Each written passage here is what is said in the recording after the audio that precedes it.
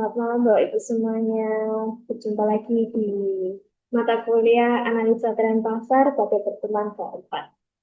Semoga untuk perkuliahannya semangat terus sampai akhir nih Bapak Ibu semuanya. Hmm. Dan karena sudah menunjukkan 18.45 dan sebenarnya juga sudah banyak yang bergabung, juga langsung saja saya serahkan ke Pak Hari untuk memulai kelas. Monggo Pak. Oke, terima kasih Mbak Elis ya, rekan-rekan, Bapak Ibu sekalian, Mas dan Mbak yang sudah bergabung di forum ini. Selamat malam dan syukur kita ketemu kembali ya di forum malam hari ini, hari Kamis atau forum malam Jumat nih ya. Saya lagi di pelabuhan, walaupun gambar doang nih. Port, moodnya lagi pengen ngomongin ekspor impor tadi sore, jadi cari gambar pelabuhan. Ada training, memberi training ya di satu corporate. Ya, kita kembali lagi ke market trend. Kita kembali lagi akan ngomongin soal konsumen dan kita akan kembali diskusi ya. Jadi nanti tolong dihidupkan diskusinya. Minggu lalu sudah seru nih kita ngomongin soal ikan ya. Ikan jualan ikan di TikTok. Oh, ya. Jadi seru info tentang itu sama Mas Rifan kemarin ya. Minggu sebelumnya kita ngomongin soal chat. Nah, minggu ini nggak tahu nih mau ngomongin apa. Kita nanti lanjut ke tahapan berikutnya di market trend analysis, tapi saya akan uh, masuk lebih ini ya, lebih teknis, tapi teknisnya nggak terlalu yang teknis. Karena begini, saya udah sampaikan di awal, market trend ini kalau di kelas pagi atau di kelas yang ada di kampus gitu ya, atau kelas secara ini ya, sebentar. Secara offline itu ada praktikumnya di lab dan ya utak-atik data begitulah. Tapi di online sepertinya susah melakukan itu sehingga nanti kita akan bahas mengenai strategi, kita bahas dengan konsep dan harapan saya sih ini bisa membekali ya. Jadi tadi sore saya bertemu dengan teman-teman di Semen Indonesia Group dan kita bahas mengenai ekspor impor, kita bahas strategi-strategi supply chain, kita bahas strategi manajemen, kita bahas bagaimana SDM ini harus prepare ya. Kita bahas bagaimana kalau suatu saat corporate yang besar ini mengalami turbulensi ya, atau gangguan. Termasuk kita bahas yang menarik adalah bagaimana perusahaan-perusahaan besar seperti Semen Indonesia ini bisa mengembangkan small medium enterprises ya. Jadi SME atau UMKM bahasa Indonesianya ya.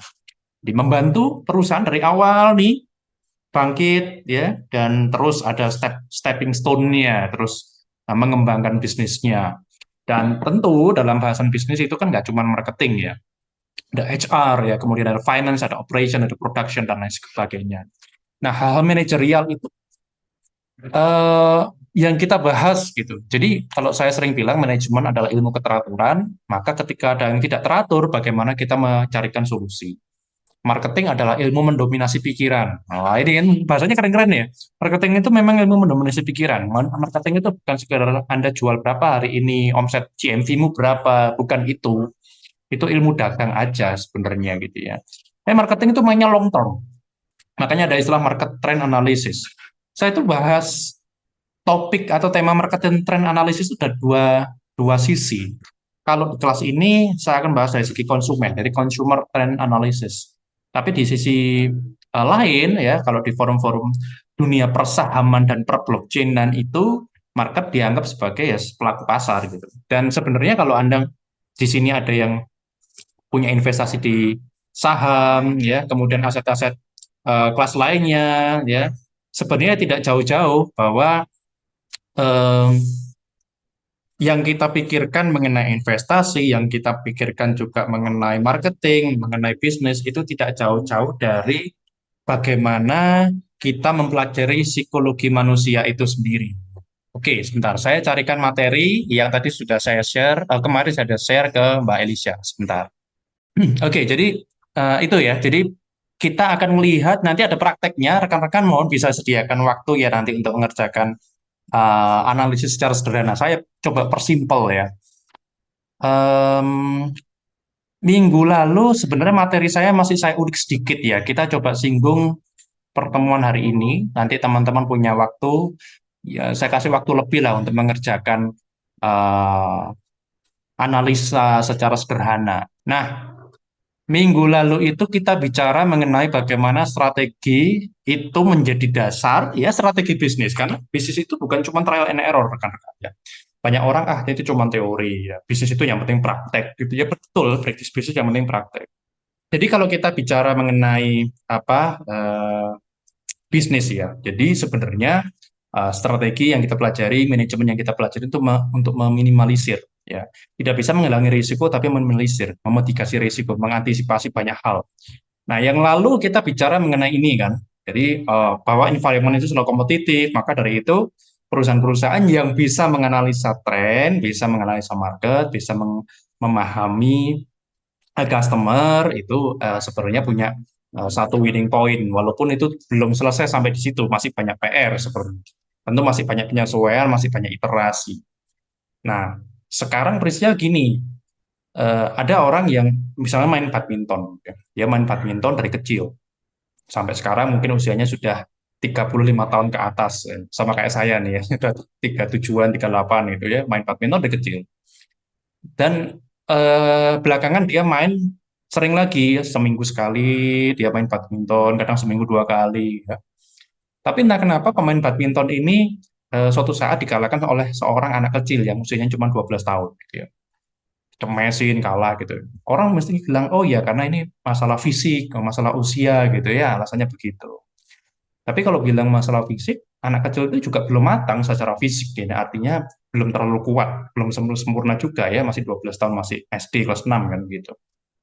Nah, tapi dari segi teknik ketika dianalisa, dari segi teknik pun kalah, dari segi strategi positioning pun kalah gitu. Setelah ditanya kembali, kamu belajarnya di mana? Anak SD gitu. Kamu belajarnya di mana, nak? Gitu. Oh iya, saya dikursuskan sama papa mama saya dari masuk kelas 1 SD sudah belajar badminton, kemudian saya diikutkan klub gitu. Nah, si orang yang usianya sudah 37 ini, yang masih terlihat bugar, yang masih kadang-kadang sering bersepeda, sering berenang, kadang-kadang waktu liburan, seharusnya dia nggak terlalu punya masalah fisik. Mungkin menurun ketika, ya pasti ya dibanding usia 20-an. Tapi dari analisa permainan sebenarnya oh bukan fisik, ini positioning, ini teknik, ini bagaimana kapan menyerang, kapan bertahan, gitu tepat sekali anak kecil ini. Nah, anak kecil ini mengalahkan orang yang sudah berpengalaman puluhan tahun bermain badminton, sama-sama dari kecil, ya. Tapi yang satunya masih kecil, yang satunya sudah dari kecil sudah sangat dewasa. Nah, ini satu hal yang saya bisa gambarkan bahwa repetisi, ya pengulangan itu belum tentu membuahkan hasil yang progresif, termasuk dalam bisnis. Termasuk kita ambil apapun lah contoh ya, kalau Anda main kartu, Anda main catur atau main apapun gitu ya, termasuk skill dalam bernyanyi, skill main musik gitu ya, Anda main gitar mungkin dari SMP sampai sekarang kok nggak jago-jago kalah sama anak SMA gitu. Karena kuncinya bukan di repetisi, tapi di iterasi. Nah, iterasi ini misalkan beginilah, ada mahasiswa saya keranjingan banget main Mobile Legend. Ya banyak sebenarnya mahasiswa saya di kampus begitu ya. Di habis kuliah main Mobile Legend itu di bawah itu rame-rame gitu. Ada yang main bertahun-tahun ya dari SMP, dari SMA udah main, ada yang baru main 2 tahun tapi jago. Jagonya indikator jago itu gimana ya? Satu, karena saya nggak ngerti Mobile Legends, ya tahu tahu inilah, pernah main lah ya. Eh, tapi dia ikut kompetisi.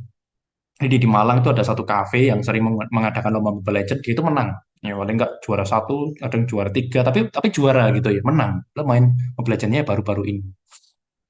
Nah, terus kita itu kan pengamat behavior ya, kita pengamat progres. Apa yang kamu lakukan? Apa bedanya dengan yang main sudah dari usia SMA, bahkan sudah dari dulu main ya, lebih sebelum SMA udah main. Ya. Ternyata ada bedanya, rekan-rekan ya. Satunya hanya repetisi, pokoknya rajin main aja. Experience is the best teacher. Nah, tapi satunya setiap kali kalah dia ngamatin. Kenapa saya bisa kalah? Bahkan dia minta masukan dari temen. Dia tanya siapa yang lebih jago dari dia gitu. Ya, sama kayak badminton tadi. Setiap kali kalah dia diminta di video gitu ya, di video beberapa menit itu. Kalau mau belajar ya anak-anak kecil itu begitu ya. Itu di klub, di video. Kenapa kamu bisa salah positioning? Harusnya kamu melangkah kemana? Gitu. Dan itu berlaku di banyak hal. Nah, di bisnis Itu juga mengenal istilah iterasi kan dalam inovasi. Jadi kalau memang kita fail di satu hal, apa yang salah nih? Para content creator melakukan itu juga, tapi yang ada yang rajin, ada yang cuma eksperimen. Oh, kok sepi bikin konten lagi? Oh, sepi bikin konten lagi. Tanpa mempelajari yang konten-konten yang sebelumnya. Di bisnis juga begitu. Ini marketing ini kenapa ya? Bulan ini sepi sekali, bulan-bulan sebelumnya rame, padahal kita nggak melakukan apapun, nggak merubah apapun, strateginya tetap sama, tapi bulan ini sepi sekali. Dilanjutkan bulan berikutnya kok tambah sepi, kok tambah sepi. Padahal kita nggak melakukan kesalahan apapun, saya pikir sama strateginya gitu. Nah, ternyata setelah dicek, ada hal yang dia tidak sadar dia lakukan. Ya, entah masalah service, masalah SOP yang tidak ditaati, dan itu berlarut-larut, ya, akhirnya kena batunya ya belakangan ini. Nah, jadi iterasi itu adalah penyempurnaan dan pembelajaran dari hal-hal yang kemarin terjadi. Dan kuncinya di curiosity-nya itu penasaran. Jadi kenapa ya nggak maksimal ya? Diulangi lagi, dicek, ya, dilihat lagi. Ya, sama kayak orang badminton tadi, anak kecilnya main, habis itu sama eh, gurunya, gitu ya, sama coachnya dilatih dulu kamu salah. Iya, kita video kok. Gitu. Itu disiplin sekali ini yang berikutnya kamu lakukan ya, ini yang kamu latih. Gitu. Nah, itu iterasi. Nah, sekarang bagaimana kita melihat hal-hal yang kemarin sempat saya ceritakan ya, social monitoring, social ini nanti ada prakteknya, rekan-rekan ya. Jadi kita akan break 30 menit ya nanti. Kemudian teman-teman bisa melakukan social listening secara sederhana dulu. Kenapa kok harus saya bilang sederhana? Karena kalau yang beneran takes time, ya butuh berhari-hari. Nah, seperti riset-riset saya di jurnal akademis atau riset saya untuk industri, ya itu bahkan butuh berbulan-bulan untuk melakukan itu.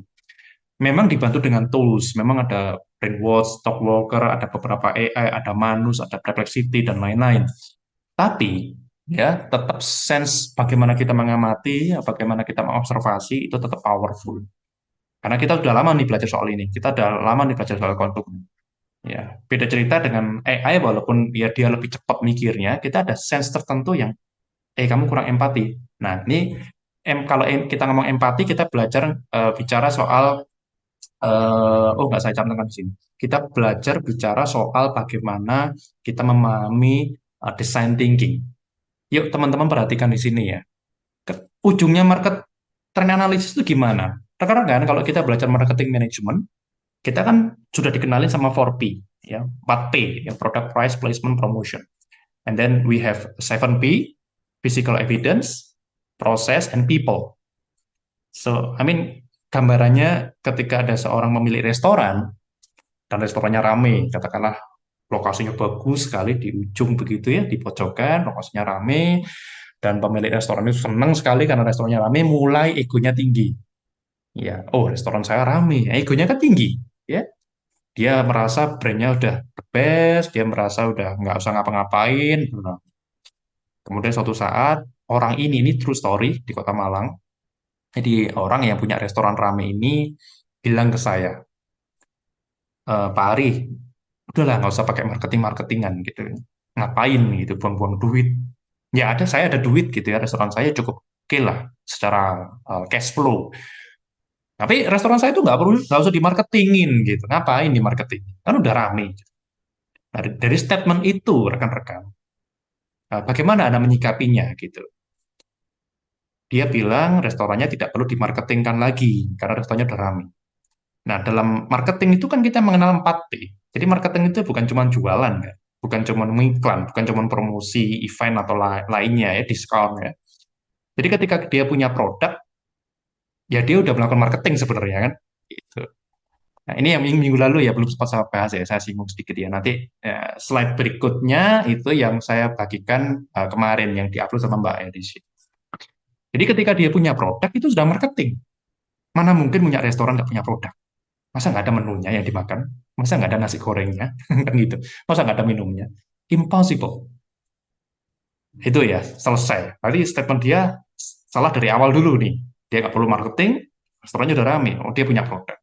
Kemudian produknya ada harganya. Nggak mungkin kan? Dia bukan yayasan sosial yang bagi-bagi steak gratis. Bagi-bagi nasi goreng gratis gitu ya. Nah, jadi ada harganya. Itu marketing.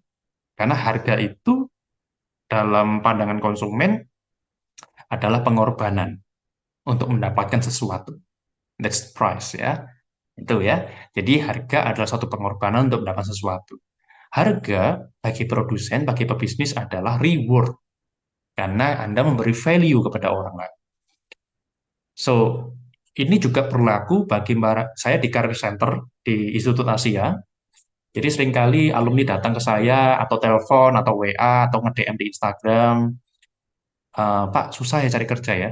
Saya udah 7 bulan loh Pak wisuda Pak, susah cari kerja Pak. Even dipanggil aja susah gitu. Nah, terus ada lagi yang barusan kemarin pagi kejadian ya. Dia udah kerja lama, udah 3 tahun. Ya, 3 tahun ya, walaupun buat saya 3 tahun itu masih sebentar ya, bagi dia udah lama. Dia tanya, kenapa ya Pak ya, kantor saya kok nggak mau gaji saya UMR Pak ya? Datang-datang langsung gitu ya. Kenapa ya Pak ya gitu. Nah ini makanya saya mau konsultasi gitu.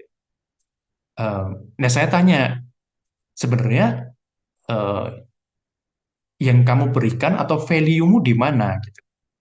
Atau nggak usah UMR lah, mungkin dia ngomong gaji kecil gitu aja misalkan ya.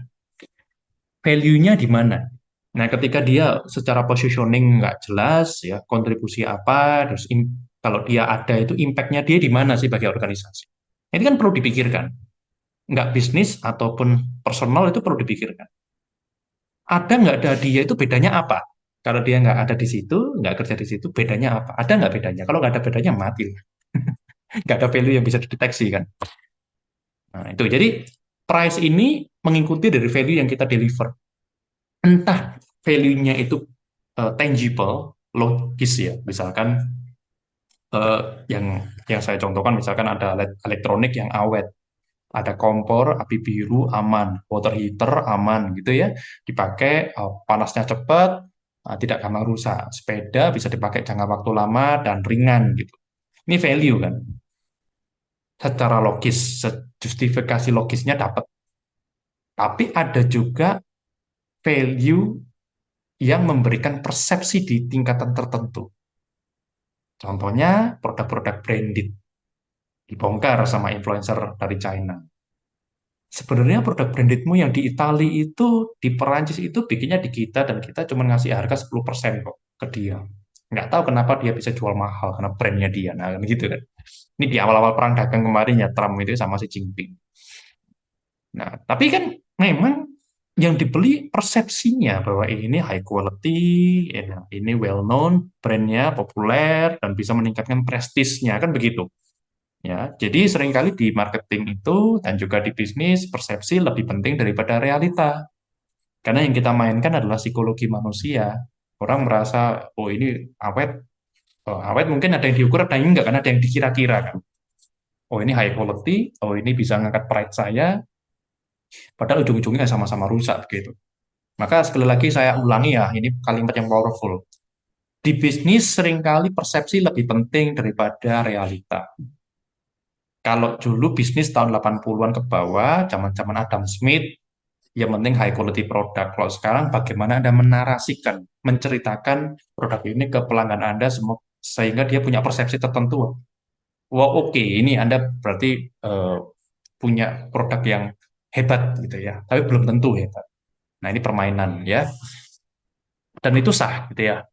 Dan kemudian promotion. Nah, mungkin yang pemilik restoran tadi bilang bahwa sebenarnya yang dia maksud mungkin bukan tidak butuh marketing, tapi tidak butuh promosi. Mungkin. Kenapa saya bilang mungkin masih debatable, teman-teman? Iya, saya maksudnya nggak butuh promosi, nggak usah sebar brosur, nggak usah bikin website, nggak usah sosial media, nggak usah bikin event di dalam resto saya, nggak usah band-bandan lah, nggak usah lah. Karena udah rame. Setelah kita cek, memang nggak ada jadwal band main gitu ya. Dia nggak terlalu penting buat dia itu. Nggak ada band pun rame. Malah kalau ada band, nggak bisa ngobrol loh orang gitu. Nah, pertanyaannya apakah promosi sekedar iklan di Instagram, iklan di sosmed, bikin reels? Kan nggak itu aja. Ya, dia bikin banner di depan, dia bikin plang itu udah promosi. Karyawannya banyak pakai seragam udah promosi gitu ya. Dan dia cerita ke temennya, aku punya restoran, nah, itu promosi. Nggak mungkin nggak ada promosi.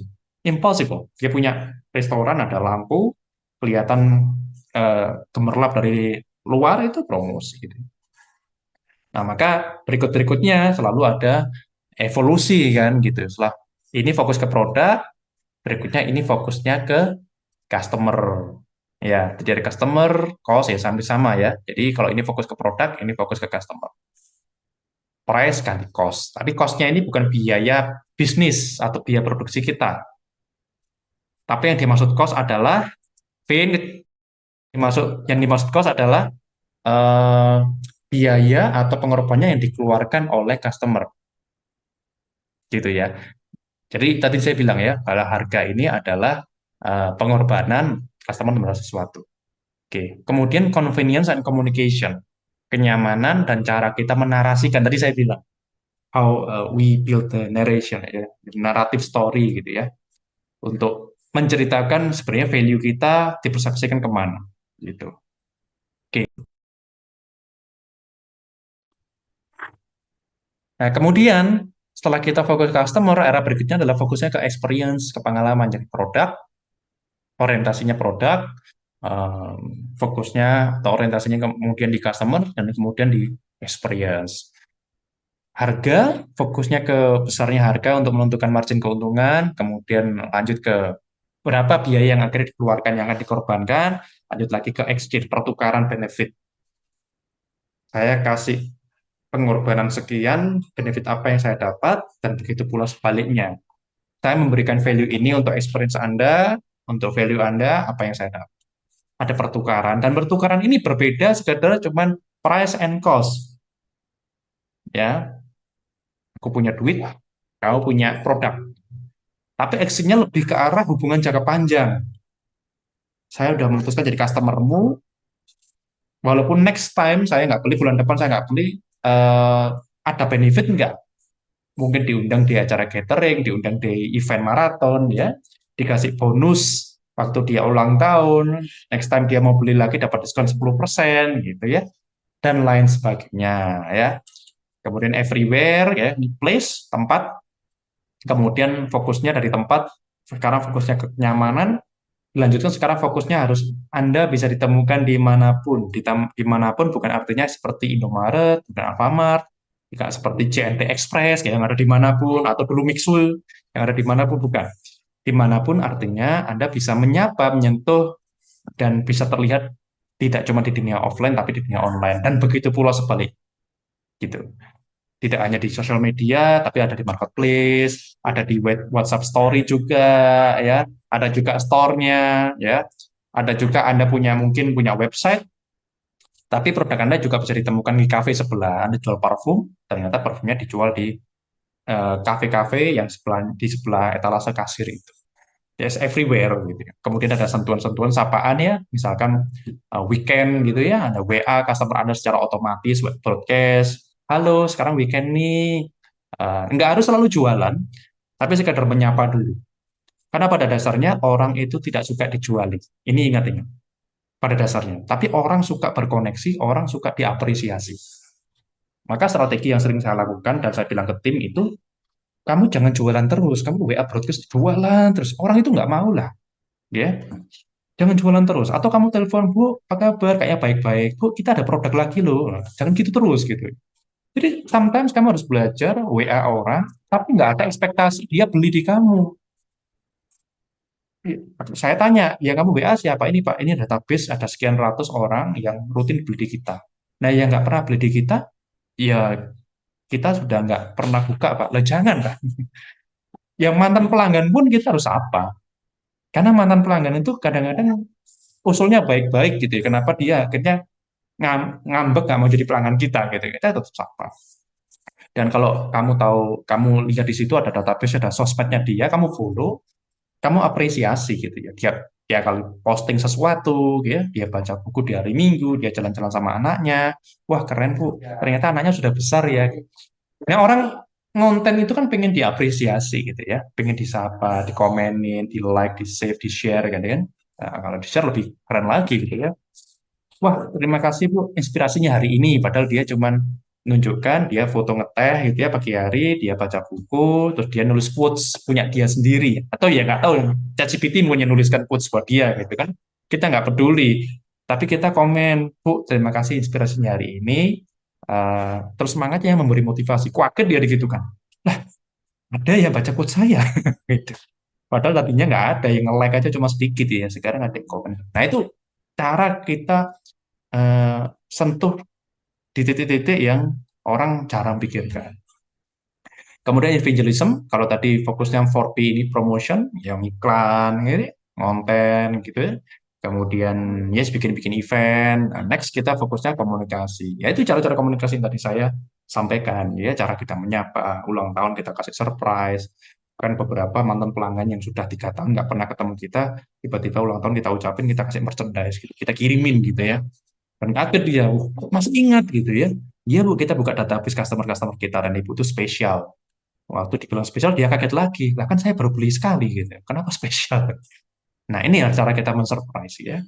Nah berikutnya nggak cuma komunikasi tapi bagaimana kita membangun evangelism. Evangelism itu nanti C2C ya, customer to customer.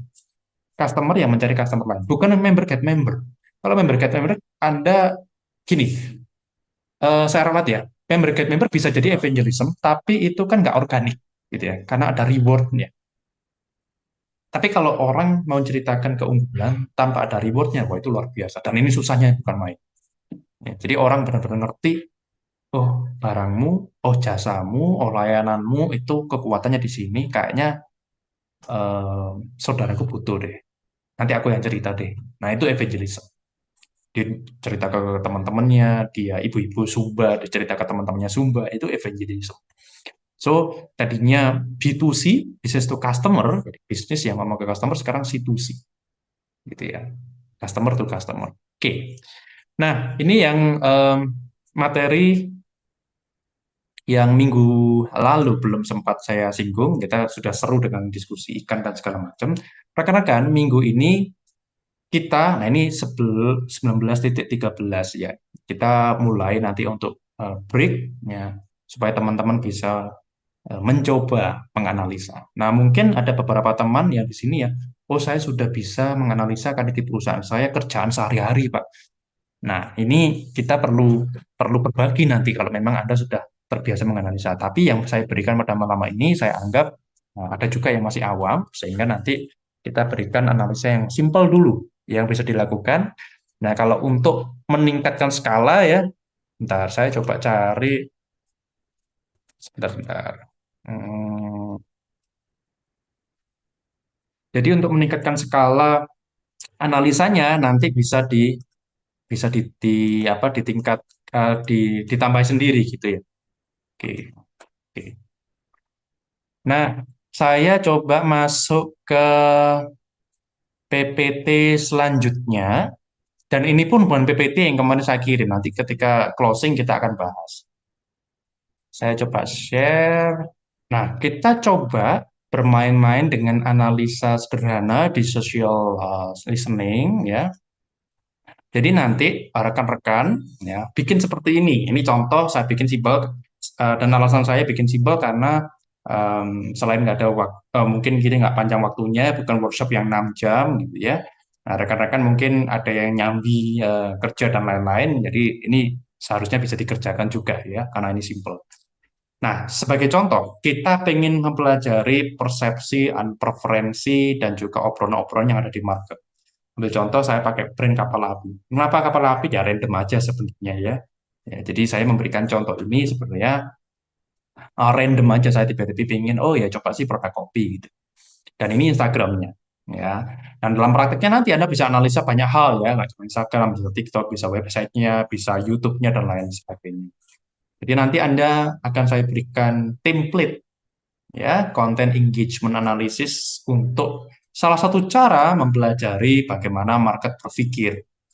Nah, Anda pilihlah satu brand yang Anda suka, tapi kali ini cobalah brand yang terkenal, yang kira-kira teman-temannya juga tahu, gitu ya, yang kira-kira kita semua tahu. Makanya saya ambil kapal api.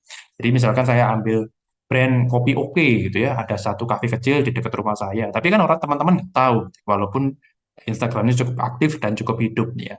Jadi kita ambil yang teman-teman tahu. Nah, kita akan melakukan analisa konten secara manual, secara sederhana, dan tetap ada dasarnya. Ya, ini dasarnya secara akademis adalah analisa etnografi. Saya barusan submit jurnal terbaru ya, riset jurnal. tentang etnografi tadi siang, tapi saya merasa masih banyak hal yang harus saya pelajarin tentang etnografi, karena ini berkembang terus ya. Jadi eh, perjalanan saya dalam meriset itu sebenarnya etnografi bukan hal yang baru, cuman saya belum terlalu mendalami juga. Nah, ini kata Kosinets ya, etnografi. Jadi sebenarnya ini adaptasi dari etnografi. Jadi rekan-rekan kalau nanti skripsi itu bisa jadi satu pilihan. Ya, skripsi dalam hal marketing, dalam masa SR, dalam keuangan itu ada yang sebar kuesioner, ada yang lewat observasi. Tapi ya dasar dari akademisnya harus cukup kuat ya. Dasar pemikirannya, frameworknya harus cukup.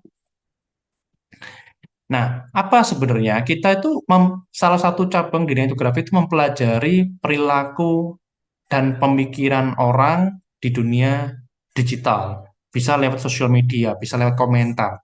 Kita melihat polanya. Nah, ini kita latihan dulu. Ini kita nggak bikin yang akademis dulu. Nah, kita latihan dulu dengan cara-cara yang memang sah gitu ya, bisa dipakai untuk mempelajari atau menganalisa eh, preferensi ya netizen. Nah, ada prinsip metodologisnya. Kalau tadi referensi akademisnya dari Kosinets, terutama, kemudian dari Miles juga, secara metodologis, ini yang disebut dengan naturalistic inquiry.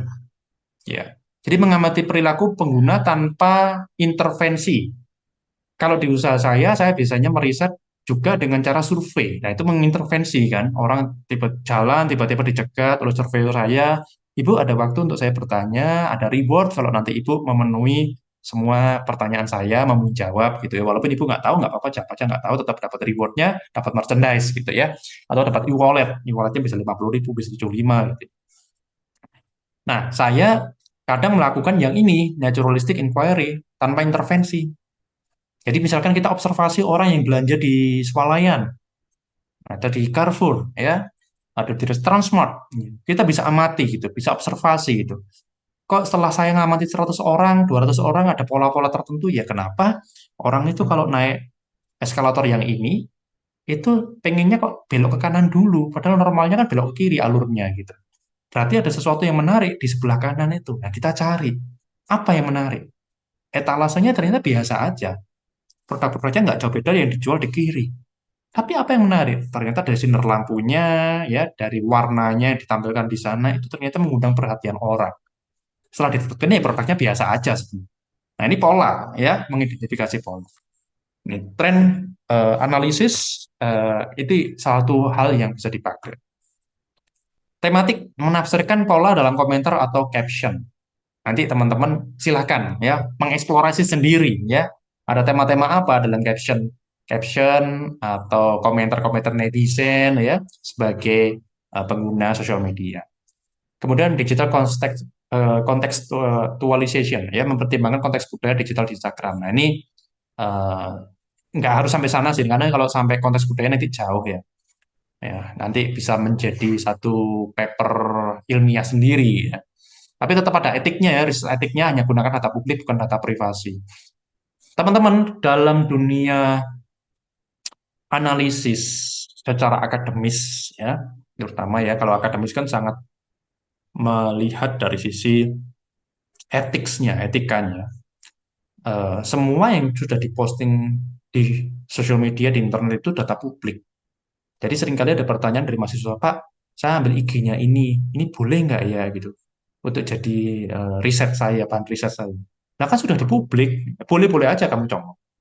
Ya kecuali ada forum-forum tertutup, ya forum-forum tertutup di misalkan di Facebook group yang harus izin adminnya atau harus izin siapa yang ngomong, mungkin mengenai masalah diskusi masalah kesehatan begitu ya, itu harus hati-hati. Tapi kalau sudah di publik ya nggak ada private di situ ya silahkan aja dianalisa ya.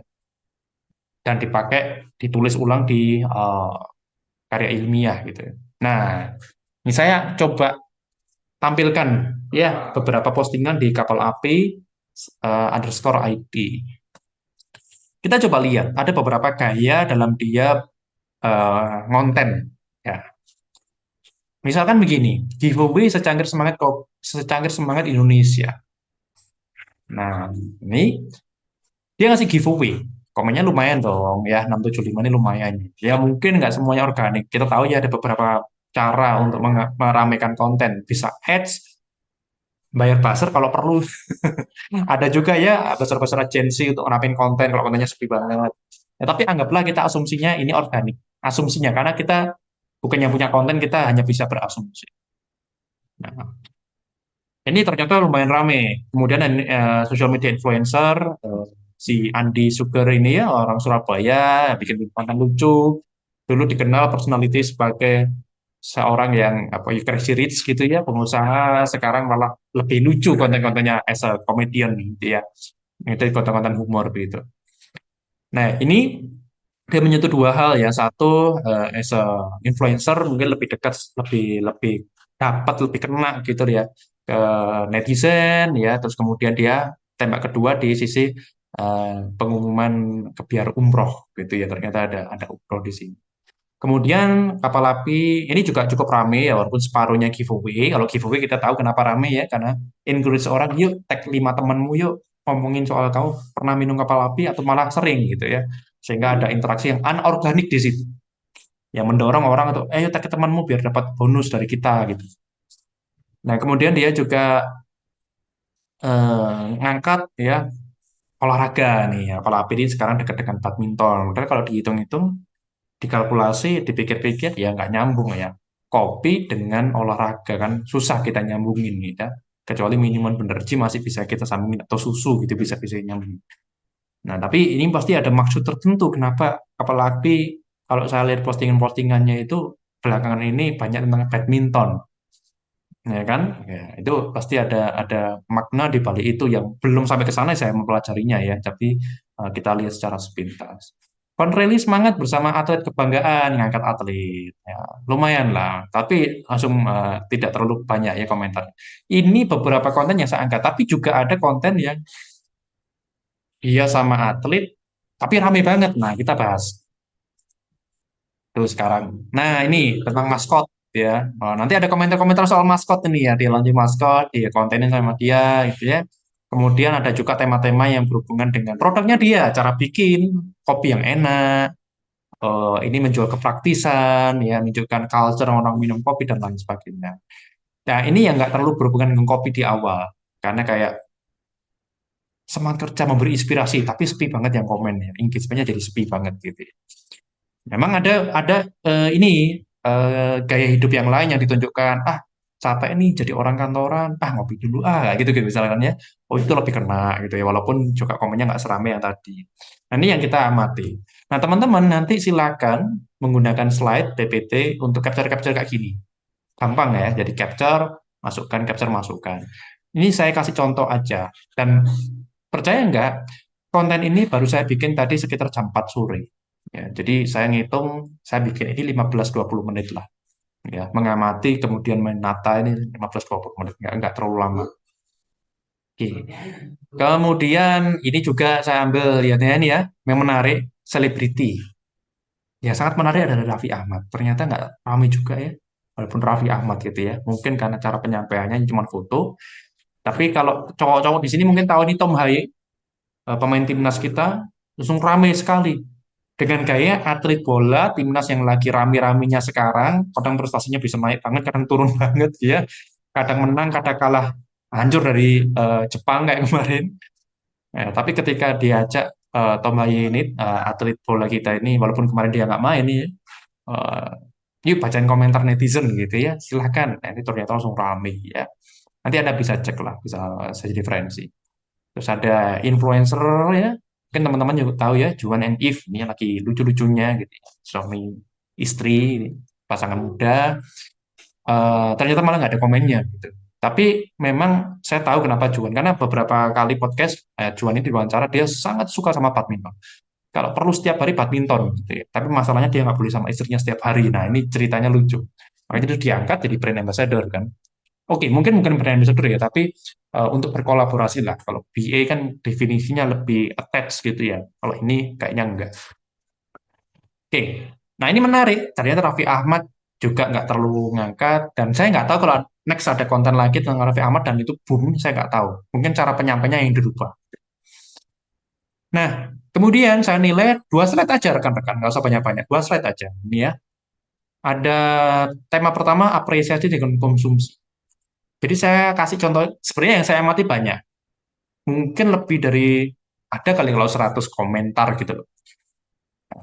Jadi saya deteksi mana yang menunjukkan apresiasi. Apresiasi itu menghargai produk, menyukai produk, mendukung, ya, dan pola konsumsi. Sebagai contoh, ada komentar, ini beneran nanti Anda bisa cek ada komentar-komentar seperti ini nggak ngarang pakai ChatGPT ya. Memang saya ambil, oh ini bagus itu ya. Selalu minum kopi kapal api, nggak pernah yang lain. Nah, apresiasi banget ya, apresiatif banget ya. Wanginya nembus layar. Ini adegan yang tadi, wanginya ini. Ada komen wanginya nembus layar gitu. Jadi dia udah ada theater of mind dalam konsumen dia. Jadi pemikiran dia udah berimajinasi. Kopi terbaik ya kapal api dan seterusnya. Saya ngopi udah kayak minum obat 3 kali sehari. 3 kali 1 ya. Nah ini termasuk apresiasi tapi juga termasuk konsumsi, pola konsumsi. Wih berarti sehari 3 kali, seminggu kali berapa tuh ngelarisin kapal api. Nih kayak gini-gini, ini jelas ya. Semangat selalu apalagi ada kapal api mah mantul pisan. Nah, ada pola konsumsi yang menarik juga. Selalu ambil wudhu dulu sambil rebus air, terus bikin kapal api pakai air yang bermedit. Ini tuh ada di komentarnya, Anda bisa lihat. Dan ini hanya saya comot contoh-contohnya. Jadi sebenarnya yang tadi saya kumpulkan di Excel jam 4 sore itu jauh lebih banyak. Ada kali 50-an. Cuman kan ada yang mirip-mirip saya masukkan, ada yang saya hapus. Ada yang, oke, komentar itu tidak semuanya bisa diambil kan. Ada yang cuman api 3 gitu ya. Itu kan nggak bisa. Makanya apa api 3 di hot atau keren banget. Atau ada yang nggak nyambung. Misalkan nuang kopi, Min, salfok sama cewek di belakangnya. Itu nggak saya ambil tuh. Nggak nyambung gitu ya. Salfok sama cewek di belakangnya nggak nyambung. Jadi hal kayak gitu. Kemudian konsumsi juga, apresiasi dan konsumsi. Enak ngopi kapal api kalau pas hujan. Nah, ini kan kita bisa analisis ya, secara sederhana. Kalau mau yang lebih bagus, hasilnya lebih valid, ya kita bisa eskalasi kontennya. Misalkan kita kalau mengumpulkan komentar-komentar seperti ini mungkin cukup dengan 5 sampai 10 konten. Ya, tapi kalau mau lebih bagus, kita bisa kumpulkan lebih banyak konten. Amati lebih banyak konten, misalkan sampai 30 konten. Terus story-nya selama 2 minggu ke depan kita amati terus story-nya. Saya dulu bikin riset sama bukan satu, dua profesor dari Australia, dari Wollongong University, itu mengamati seperti itu. Dia minta, coba deh Her, kamu selama 1 bulan ke depan, sorry kok 1 bulan, selama dua minggu ke depan, setiap hari kamu pantengin story-nya dia. Gimana cara dikomunikasi? Dan itu nggak cuma satu akun, banyak akun yang saya amati. Karena dia minta eh, pokoknya akun-akun yang berada di industri ini dan pesaing-pesaingnya. Jadi bisa puluhan akun, bayangin. Scrolling tapi produktif. Karena hasil risetnya dijual dapat duit. Gitu. Jadi hasil riset itu scrolling itu bisa bisa bikin value juga kan. Jadi saya mantengin story, story. Oh hari ini dia komunikasi itu. Oh besoknya dia nggak posting apapun. Besok lusanya nggak posting apapun lagi. Besoknya dia bikin reels. Ya, kita amat. Ini yang saya kategorikan apresiasi dan konsumsi. Yang nggak relevan, yang receh, nggak nyambung juga banyak. Juga banyak. Nah, itu nggak saya masukkan. Kecuali yang masih ada hubungannya dengan bagaimana dia ingin berinteraksi dengan audiens. Nah, terus di topik kedua ada optimasi interaksi. Nah, ini biasanya yang nggak selalu berhubungan dengan produk. Ini berhubungan bagaimana satu brand itu pengen meningkatkan interaksi, pengen lebih dekat dengan customer. Nah, contoh nih, iklan mulumin, urusin itu atlet biar bisa bersaing. Urusin atlet biar bersaing, karena dia sebelumnya udah posting-posting atlet badminton. Terus dia iklan-iklan lagi gitu ya. Nah, tapi nggak apa-apa, ini kan menciptakan interaksi, walaupun kesannya kayak dikritik gitu.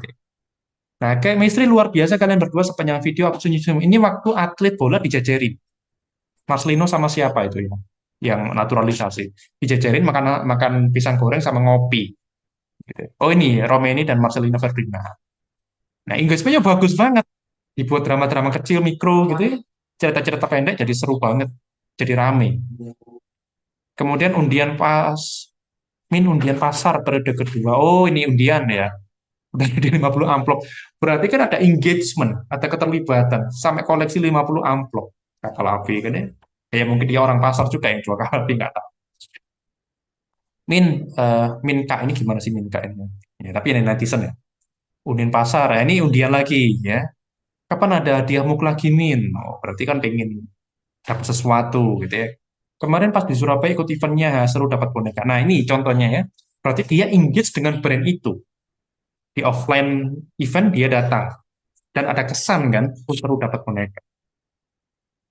Jadi sebenarnya teman-teman bisa mendeteksi kalau, oh ternyata brand seperti kapal api ini sudah everywhere kan. Ngerti ya? Jadi dia bisa di warung, bisa di Indomaret, bisa bikin booth kecil-kecil gitu ya. Kalau di Indomaret kadang-kadang ada promo, ada move-nya. Bisa juga di sosial media, bisa juga di lapangan badminton, bisa juga di mungkin Surabaya itu mungkin let's say Pakuan Mall gitu ya, atau Tunjungan Plaza. Ya, jadi dia everywhere untuk mendekatkan brand dia dengan eh, konsumen. Dan di kalau lihat dari timnasnya disponsori, ya most likely dia ada di pertandingan bola gitu kan. Support terus pembinaan atlet badminton Indonesia dong. Nah ini banyak banget yang komen kayak gitu. Gini, jadi support atlet badminton. Berarti orang mau apresiasi. Jadi sponsorshipnya itu nggak sia-sia. Kan sebenarnya kapal api mensupport atlet badminton itu tujuannya untuk modus. Gitu kan. Walaupun dia ada misi sosial memajukan olahraga Indonesia. Tapi kan supaya dia disukai oleh market Indonesia. Makanya perlu. Dan ini pasti sudah melalui trend analisis. Pasti sudah melalui consumer analisis. Kenapa yang ditembak badminton? Makanya tadi saya bilang, kok nggak nyambung kopi dengan olahraga? Tapi dia tahu, touch point-nya di situ. Gitu. Lucu maskotnya gemes ya, tadi ya konten maskot. Mantap, paginya nonton badminton, malamnya timnas. Nah ini, orang Indonesia itu suka banget nonton pertandingan olahraga yang berkaitan dengan Indonesia. Gitu. Nah, ini silahkan nanti dilanjutkan. Kalau memang teman-teman, Pak, saya masih punya waktu, saya mau melanjutkan. Saya tertarik pada konten story dia yang ini, atau highlight yang ini.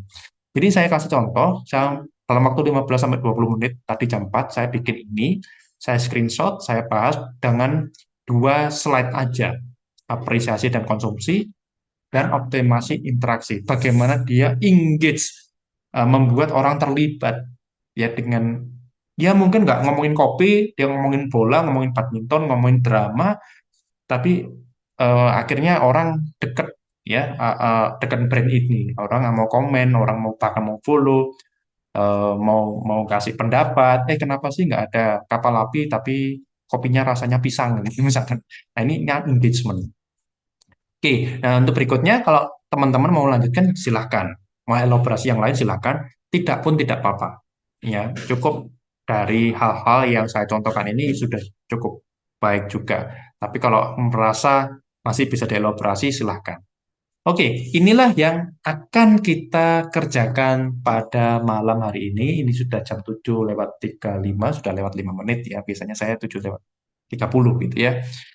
Dan nanti template ini akan saya bagikan di kolom komentar seperti biasa, dan teman-teman bisa pakai. Nah, sekarang pikirkan teman-teman mau bahas apa nih, corporate brand apa yang populer. Bisa fashion, ya, fashion mungkin sudah sering dibahas, tapi ya nggak apa-apa, silakan aja gitu ya. Atau elektronik, atau Anda suka merchandise tertentu gitu ya, Anda suka peralatan masak, itu ya juga boleh. Atau apa yang produk-produk yang ada di kamar mandi juga boleh ya, close up, Pepsodent. Karena begini teman-teman, kenapa ini saya angkat? Suatu saat ada satu perusahaan besar, saya nggak bisa sebut nama, dia frustasi sekali kenapa walaupun brandnya sudah sangat dikenal di Indonesia, bahkan dia ada ekspor juga ke Malaysia, sudah mulai dikenal di Malaysia, tapi merasa kok tidak bisa dekat dengan konsumen gitu, apalagi di sosial media gitu. Jadi dia pingin mengangkat brand ini supaya lebih akrab. Ini gimana sih enaknya biar social media tone-nya gimana? Nah, saya lihat bahwa memang kalau bisnismu retail itu bagaimana mungkin supaya dekat. Kalau seperti saya yang bermain di industri, saya nggak dekat pun nggak ada masalah karena memang klien saya email, hubungannya email dan LinkedIn. Saya dekatnya lewat LinkedIn dan email karena B2B gitu. Dan retail hampir nggak ada urusan gitu. Kalaupun saya sponsori satu event misalnya mahasiswa itu hanya karena support aja, nggak ada hubungannya dengan marketing saya. Karena ya itulah, saya B2B, kadang ngurusin limbah, kadang ngurusi pelabuhan gitu. Customer saya biasanya kontak langsung, kenal langsung, direkomendasikan ya, atau email lewat email. Jadi email saya sangat aktif gitu ya. Nah, sehingga kita bisa deteksi akun-akun brand populer yang biasanya based on retail ya, atau produk-produk yang ada di swalayan, ya di Indomaret, di Alfamart gitu. Demikian, jadi pilihlah brand. Kalau ini khusus hari ini boleh, misalkan accidentally ya, atau secara nggak sengaja pilihan brandnya sama nggak ada masalah. Boleh. Kalau sebelumnya kan nggak boleh ya. Tapi kali ini, oke lah. Kalau misalkan kebetulan ada yang sama, nggak ada masalah. Silahkan kalau mau ditanyakan. Nanti untuk PPT-nya seperti minggu lalu ya akan di-upload atau dikumpulkan di Google Drive. Link menyusul nanti saya bikinkan. Kemudian template-nya sebentar lagi akan saya bagikan. Jika nanti sudah nggak ada pertanyaan, teman-teman eh, boleh memantau kolom komen ya. Nanti di situ ada template-nya, Anda bisa download. Dan gini, template saya itu bukan mutlak. Anda boleh mengembangkan dengan gaya sendiri kalau memang diperlukan. Ya, Pak, saya nggak setuju kalau apresiasi dan konsumsi. Saya mau pisahkan aja. Yang appreciate itu belum tentu pola konsumsi. Lo boleh, nggak apa-apa. Ya, bebas gitu ya. Oke, ada pertanyaan? Open mic boleh, kolom chat boleh. Oke, oh clear ya ternyata. Oke, clear. Jadi saya akan sampaikan template PPT-nya dan silakan scrolling-scrolling karena ini sudah jam 19, hampir 19.40, kita sampai jam 8 lebih 10 Mbak Elisha ya. Ya, kalau biasanya jam 8 pet kita mulai, tapi ya agak mundur lah karena tadi saya penjelasan cukup panjang. Begitu Mbak Elisha, jadi kita akan break ya, kurang lebih setengah jam, berarti sampai jam 20 lewat 10. Em, Jika nanti belum selesai, maka waktunya sesuai dengan masa kuliah ya, diusahakan jam 9 selesai. Kalau memang waktu ini atau malam ini, waduh sibuk banget, nggak sempat ngerjain ya sudah. Tidak perlu menjadi PR ya. Dilanjut lagi di tugas berikutnya minggu depan. Tapi ya memang sayang karena ada setiap tugas itu ada poinnya. Setiap Anda mau upload itu ada poinnya gitu ya. Karena saya nggak pernah, saya jarang sekali mau memberikan PR kalau kuliah. Jadi kalau dikerjakan waktu kuliah ya di kuliah aja dikerjakan ya, tidak membebani untuk PR atau dibawa pulang begitu. Oke, kemudian linknya, link dan materi menyusul. Begitu Mbak Elisha, clear ya Mbak Elisha ya. Oke, kalau begitu saya izin pamit undur diri ya. Saya akan upload sebentar lagi, 1 menit lagi, dan setelah itu silahkan dikerjakan. Oh, kontak mungkin gini. Untuk kontennya Pak harus berapa banyak ya di observasi. Silahkan itu bebas sih. Kalau saya di kapal api tadi menemukan 8 sorry, berapa tadi? 9 konten ya. Tapi sebenarnya di konten ketujuh tuh sudah ketemu oh polanya kayak gini. Cuman saya kan pengen menggenapi. Jadi saya tuh tadi mengamati sampai 9 konten. Nah, biasanya 5 sampai 7 konten sudah dapat sih maknanya, pola-pola tertentu sudah dapat. Begitu. Dan komentarnya berapa yang diamati terserah bebas. Maka pastikan, misalkan Anda ngamati Instagram, TikTok juga boleh, silakan kalau mau TikTok. Pastikan akunnya cukup ramai, banyak komentar. Jadi Anda bisa menganalisis komentar-komentar atau ya respon dari market yang ada di situ. Demikian. Gitu ya Mbak Elisha ya. Iya, Pak. Oke, kalau gitu saya upload dan saya bikin Google Drive-nya. Selamat mengerjakan, kita ketemu setengah jam lagi di 8 lebih 10 menit. Oke, terima kasih. Ingat kan dua ibu semuanya. Oke, Kak. Thank you.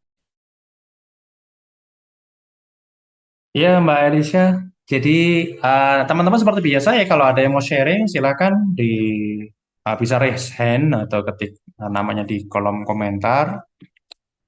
Yang belum selesai bisa dilanjutkan di upload gitu ya. Terus nanti kalau ada yang sudah siap ya dan mau sharing, sebenarnya nggak harus sempurna-sempurna banget ya, harus sangat apa? Nggak harus final dulu gitu deh. Pokoknya yang Anda tangkap, yang Anda bisa ceritakan apa. Gitu Mbak Elisha. Baik, Pak. Mungkin kalau tidak ada yang mengajukan diri, saya panggil yang kemarin belum jadi untuk presentasi, Pak. Bagaimana? Oh boleh, boleh banget. Oke. Oke. Sebenarnya kemarin yang sudah siap presentasi, tapi belum sempat dipanggil. Mohon maaf nih, Bapak Ibu. Ada Pak Supranata sama Kak Fadil Ilham. Monggo Pak Supranata. Saya belum selesai, Mbak. Masih Oh, barusan di belum jalan. selesai. Oke, Ini lagi Pak. ngerjain. Oke, dari yang lain mungkin ada yang mau mengajukan diri.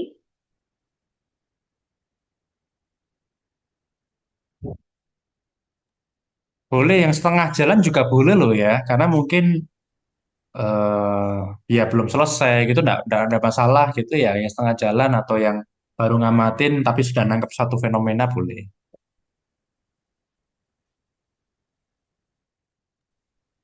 Biar ada ini ya, kita bisa ambil poin berikutnya malam. Ini pertemuan keberapa Mbak Alicia ya? Pertemuan keempat, Pak. Oke, keempat. Nah, itu keempat berarti kan kurang tiga pertemuan lagi. Ya, jadi teman-teman yang mau koleksi poin. Halo Pak, Iya, Iya, Pak. saya boleh Mas Pak? Ivan. Oh, boleh Oke. dong. Kan? Ini sama nanti Pak Timbul juga Sama ya. Nah, ini Pak Timbul, Mbak Elisa next gitu. Ini Mas Tapi Rifan oke, dulu. Pak. setengah jadi Pak ini Pak. Boleh. Ini ikat lagi nih, Apa bukan Pak ya? ya? Bukan, bukan, Oh, bukan. bukan. Oh, ya. Akhirnya kali ini ikan nirwana gitu. Bukan Pak, bukan Pak. Silakan, silakan Mas Rifan. Oke, oke. Bentar. Izin share screen.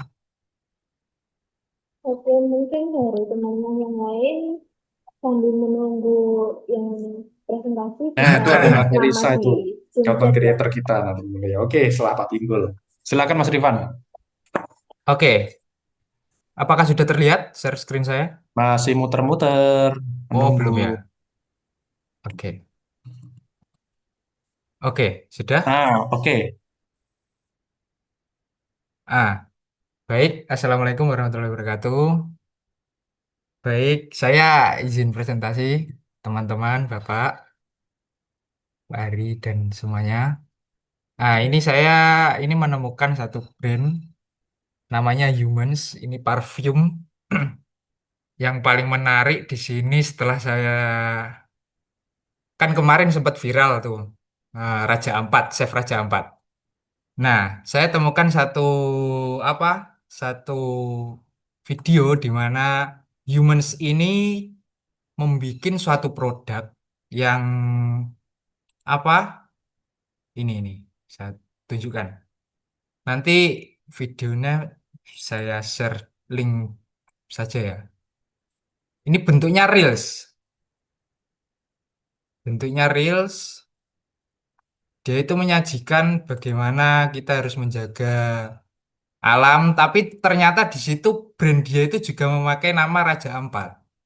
Jadi setelah yang saya tangkap dari beberapa konten-kontennya, mereka memang eh, pendekatan yang mereka pakai itu yaitu brand stories, yang bagaimana eh, mereka itu menggugah sisi emosi dari konsumen sehingga tercipta apa ikatan emosional sehingga apa konsumen ini akhirnya terketuk untuk membeli gitu.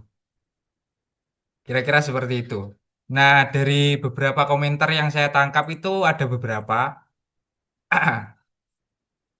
Kira-kira ini salah satunya yaitu dari apresiasi konsumsi, yaitu gila indah banget Raja Ampat jadi pengen ke sana sebelum rusak.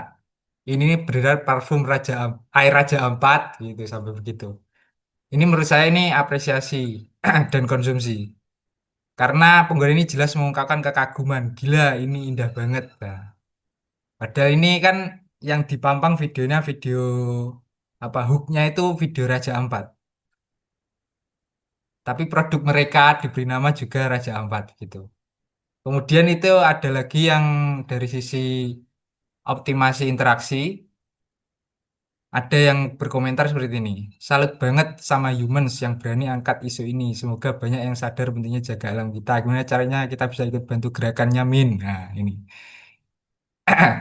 Dari sisi unsur apresiasinya ini, terus, aduh, dari pertanyaan ini, bagaimana kita bisa ikut bantu gerakannya ada bentuk interaksi yang sangat positif dan proaktif, saya kira. Begitu. Bagaimana nanti bisa ikut donasi kah atau ikut membeli produknya kah atau bagaimana kah begitu. Kemudian ada satu lagi komentar yaitu video kayak gini harusnya FYP. Pesan yang disampaikan ngena banget. Bikin campaign lagi dong tentang isu lingkungan lain. Di Indonesia pasti banyak yang support. Nah, itu salah satunya. Dan setelah saya telisik itu juga konten-konten sebelumnya itu sama. Ini ada salah satu kontennya juga yang Reels. Ini dia menampilkan bagaimana keindahan Pulau Bali. Di mana di dalam captionnya bisa dibaca ini.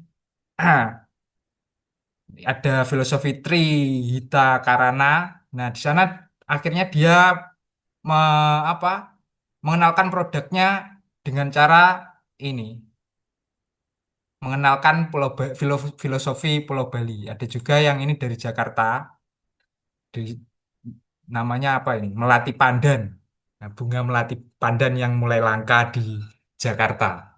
Begitu kira-kira. Kurang lebihnya begitu. Saya kira ini karena pendekatannya brand story yang menggugah emosi dari konsumen begitu. Begitu kurang lebih Pak dari saya. Makasih Mas Rifan, makasih banget sudah mengangkat Humans, Iya, salah iya. satu brand domestik milik Indonesia yang ternyata bisa bersaing dengan parfum internasional di kelasnya ya, di kelas mungkin 400 ribuan, 500 ribuan dan mungkin ada yang lebih tinggi. Tapi memang yang saya tangkap begini teman-teman, yang kita belajar soal branding gitu ya. Branding adalah alat komunikasi, branding adalah strategi kita untuk menceritakan atau menarasikan. Saya itu belum pakai Humans, tapi entah kenapa evangelismenya sudah kerasa gitu ya. Jadi di ruang saya itu di Career Center ada Mas Ivan dari IBM itu kan. Teman-teman itu ya seperti Pak Dana dan Mbak Olia di situ suka pakai parfum. Nah, kadang-kadang saya tanya ini parfum kok ada aroma cendana, kadang-kadang ada unik-unik lah aromanya gitu. Terus satu teman, oh iya nih ini Humans Pak yang baru Pak gitu. Nggak yakin deh itu yang baru apa bukan, tapi saya baru tahu ini makanya beli gitu. Harganya berapa? 450-an gitu.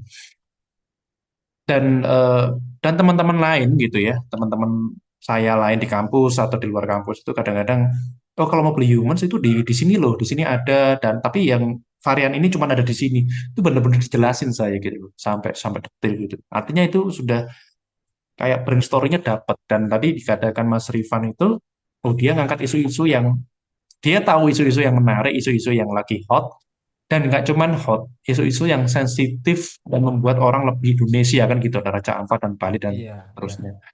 Nah, makanya menarik ya kalau kita ngomong branding, ternyata bukan Iya, cuma benar. parfum ini beli satu gratis satu, kan bukan cuma gitu ya Mas Rifan ya, Iya, iya, ya iya, kan? betul sekali. Bukan parfum ini paling wangi kan, kita jual parfum itu di sosmed susah ya, karena kan nggak bisa dicium aromanya itu lewat sosmed kan, kita Hmm. nggak bisa. Jual baju bisa dilihat bagus apa enggak, parfum gimana gitu. Tapi angle nyentuhnya itu tetap kena dengan mengangkat isu, dan kemudian orang-orang offline yang jadi teman kita, wah aku pakai Humans, ini ada yang baru lagi nih, parfumnya unik loh aromanya. Jadi dikatakan ini aroma Raja Ampat gitu kan, aneh banget itu, tapi akhirnya jadi Iya. story gitu ya. Thank you Mas Rifan, kita lanjut ke Ya, teman saya berikutnya. Pak. Siap, silakan Mbak Elisa. Iya, baik, terima kasih Mas Rifan. Oke, selanjutnya bisa langsung bersama sama Pak Indu, monggo Pak. Ya, terima kasih Mbak Elisa. Mohon izin share screen ya, Pak Ari. Hmm. Iya, monggo Pak. Monggo, monggo. Ya. Apa sudah terlihat, Bapak Ibu? Sudah Pak. Monggo Pak, siap. Ya, ini saya coba presentasikan tentang ini Pak ya, konten analisis untuk sirup marjan ini Pak. Sirup marjan ini dari Marjan Bordeaux ini saya lihat dari akun YouTube-nya.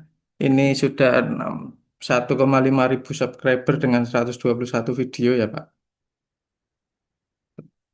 Selanjutnya ini yang saya amati tadi itu ada 6 video sih Pak, baru 6 video. Tapi yang paling ramai ini malah ini Pak, apa video tentang teaser menjelang dan menjelang Ramadan sampai Lebaran itu Pak. Jadi sirup marjan ini dari komen-komennya itu lebih banyak pada engagement ataupun yang apresiasi tadi Pak untuk terkait iklannya. Jadi iklannya itu lebih diapresiasi daripada rasa ataupun varian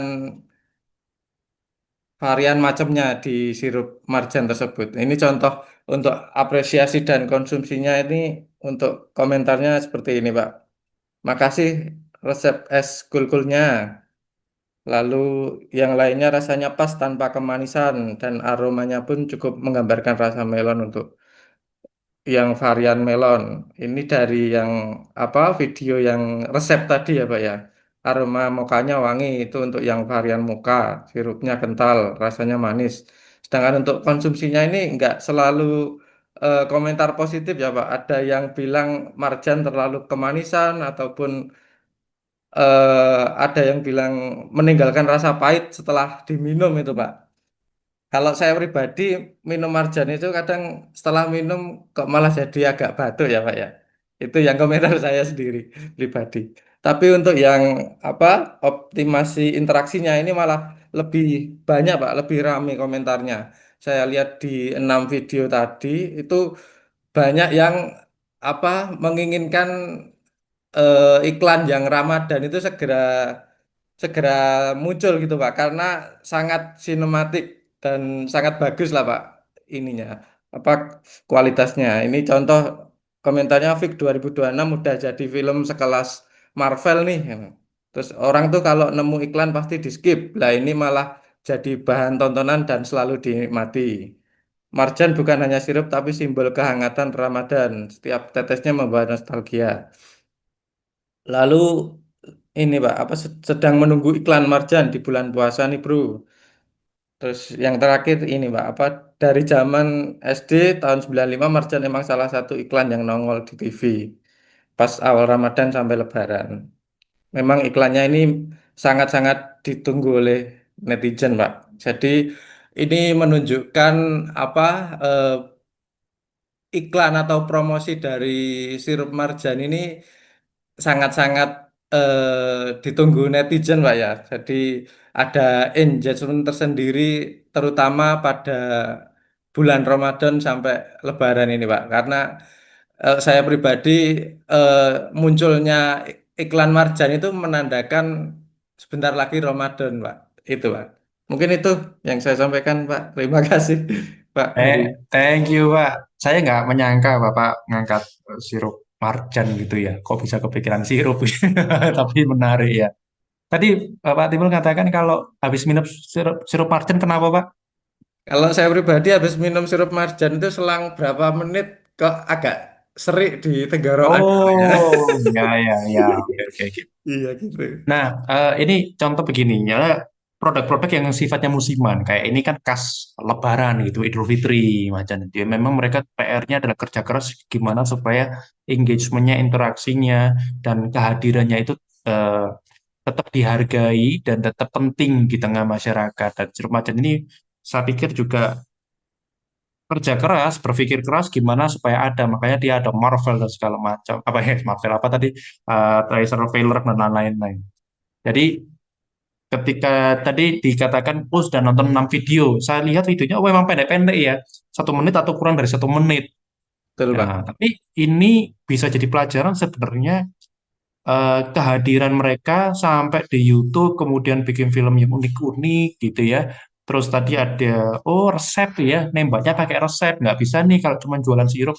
Kita punya varian baru, rasa pandan yang paling enak. Ini pandan dari Raja Ampat, misalnya gitu ya. Jadi nggak bisa cuman itu, nggak bisa dengan logisnya, tapi bagaimana ini makanya di marketing itu penting ya, bukan menjual produknya, tapi menjual experience yang relate dengan behaviornya, di mana orang-orang ya ibu-ibu rumah tangga di rumah, ya pasangan-pasangan muda sering bereksperimen, senang mengeksplorasi rasa-rasa baru di dapurnya. Jadi dari behavior itu dijemput dengan margin, oke, kalau gitu kita kasih inspirasi. Kayak Oreo lah, Oreo bisa dimacam-macamin. Kalau dia cuma ngomong Oreo, sekarang lebih tebal coklatnya, lebih kerasa. Susah, masuknya susah. Maka Oreo bisa jadi menu ini, gitu. Cara masuknya gitu. Terima kasih Pak Timbul. Ini menarik sekali. Terima kasih Terima kasih sharingnya. Pak. Terima kasih Kak Timbul presentasinya. Oke, selanjutnya kita lanjut ke Mbak Melisa sama Mbak Oke, siap. Saya share screen sebentar. Baik, udah kelihatan Kak Alicia, Pak Hari? Udah nggak? Oke. Silakan.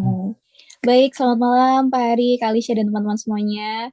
Saya Melisa, saya malam ini mengangkat dari brand nggak jauh-jauh lagi tentang perawatan, tapi cuman saya lebih ambilnya general, karena nggak cuman cewek tapi cowok juga bisa, yaitu Garnier. Karena kan yang kita tahu Garnier itu luas ya, produknya juga banyak banget kita temukan di Indomaret ada, di Alfamart ada, di manapun juga ada gitu loh. Cuman yang menarik bagi saya adalah gimana cara marketingnya dengan target segeneral itu yang nggak terlalu spesifik cuman cewek atau cuman cowok, tapi bisa semua kalangan gitu teman-teman. Nah baik, yang pertama itu yang saya lihat yang pertama kali itu adalah kan kebanyakan produknya Garnier itu pasti terbenang cewek gitu ya, dan saya lihat juga di Instagramnya itu kebanyakan memang activity cewek pada awalnya, dan saya juga lihat engagementnya di sini tuh lumayan, tapi termasuk sedikit teman-teman kalau bisa dilihat ya. Mungkin ini agak banyak yang sebelah kanan karena ini termasuk giveaway seperti kata Pak Hari tadi, untuk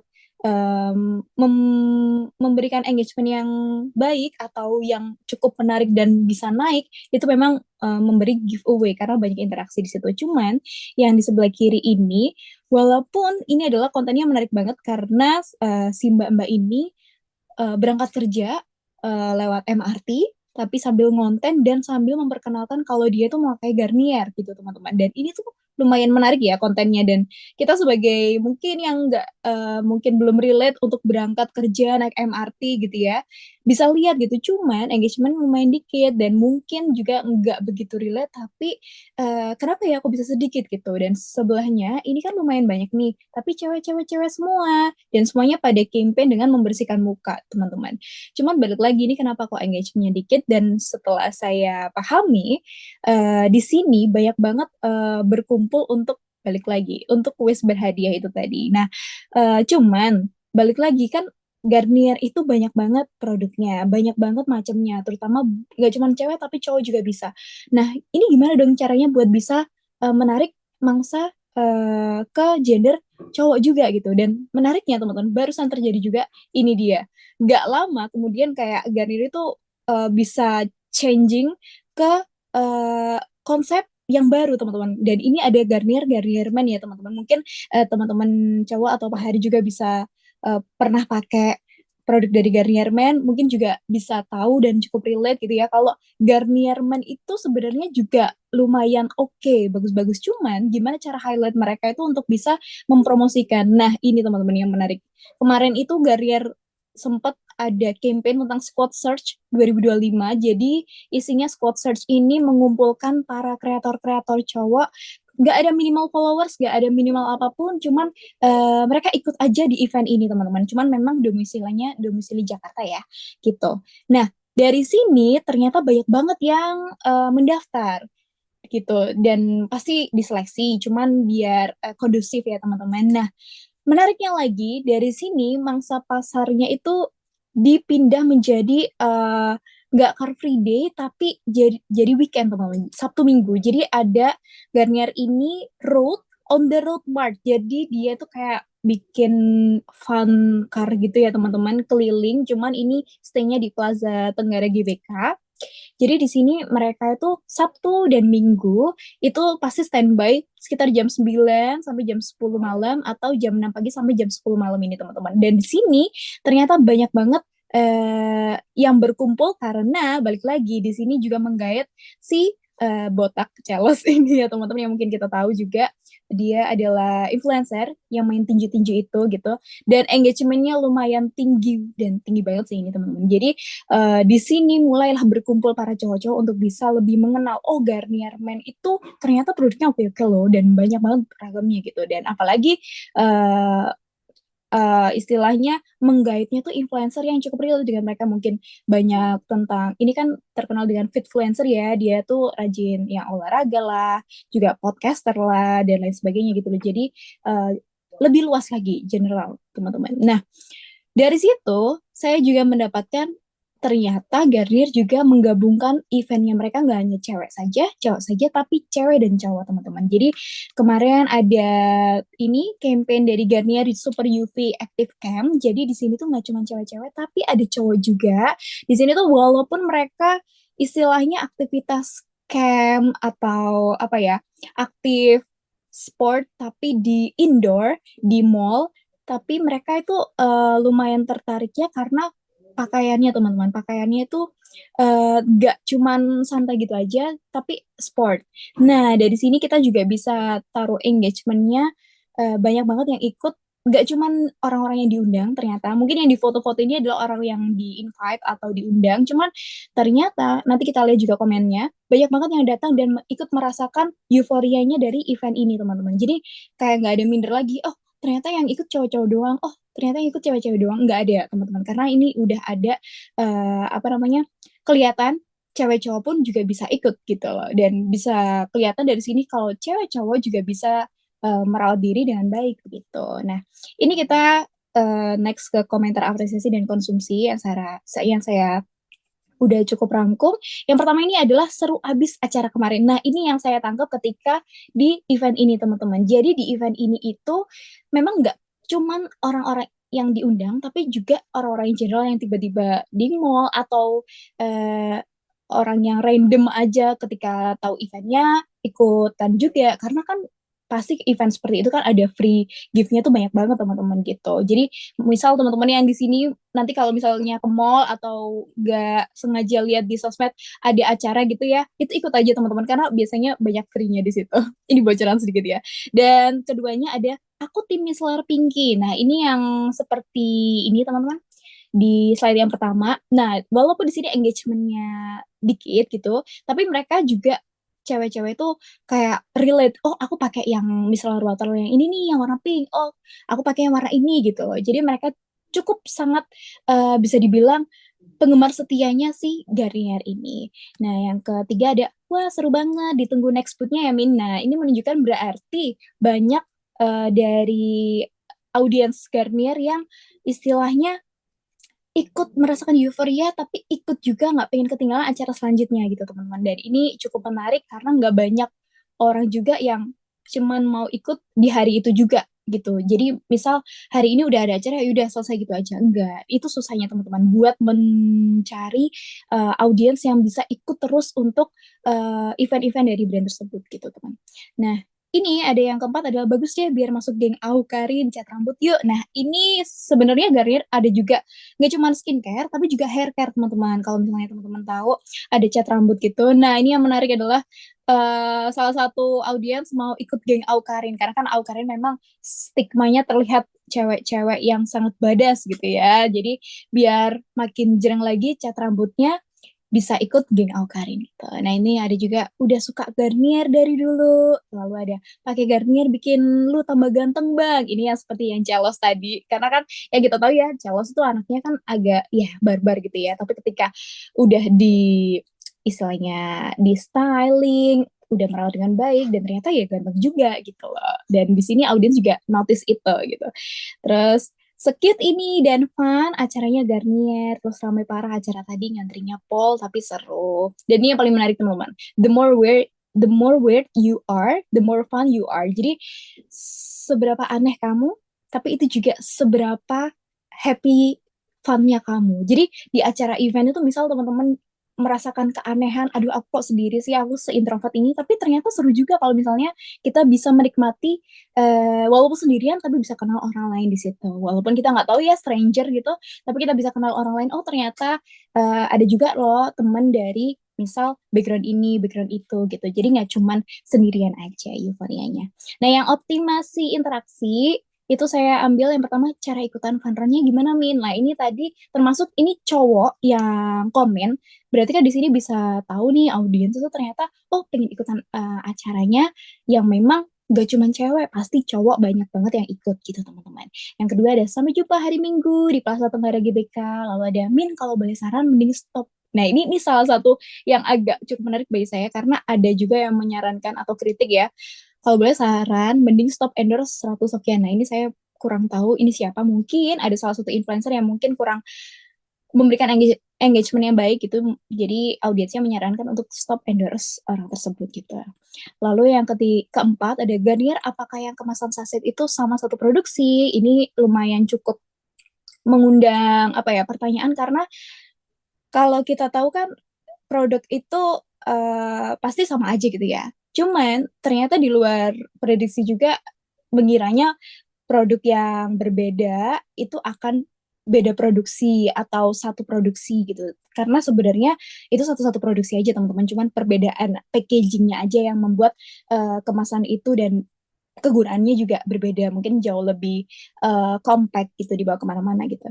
Lalu selanjutnya ada termasuk yang varian day cream dan mint. Lalu Kak, Garnier aman nggak buat bumil? Nah, ini banyak banget yang bertanya-tanya, tapi sama Mimin Garniernya dijawab, tidak semua produk dari Garnier itu aman untuk bumil dan busuya friendly, cuman ada beberapa yang aman. Jadi tergantung jenisnya lagi. Dan yang terakhir, halo Min, aku mau request dong kalau bisa pewarna rambut Garnier Sase disediain sarung tangan biar praktis. Ini lumayan membantu sekali komenan seperti ini, karena bagi brand ini adalah sebuah masukan yang bisa membuat produk itu semakin lebih tahu lagi apa yang dirasakan oleh konsumen atau pemakai gitu ya. Jadi bisa lebih maju lagi dan bisa lebih mendalam lagi untuk dikenal banyak orang, seperti itu. Terima kasih Pak Ari. Terima kasih Kak Melisa. Menarik, ini fokus ya seluruh skincare ya, perawatan kecantikan. Tapi ya itulah gaya komunikasi Garnier ya. Dan kita belajar dari brand besar itu, sebenarnya mereka itu udah mengerti bahwa market itu perlu dibangun, atensi perlu dibangun, dan value perlu dibangun. Betul tadi Kak Melisa nembak saya pernah pakai Garnier nggak? Ya pernah lah, face wash ya, at least face wash. Dan ya nggak, sebenarnya nggak mahal-mahal banget, nggak murah-murah banget lah di tengah. Tapi memang kalau saya ditanya misalkan dari survei, kenapa kamu pakai Garnier?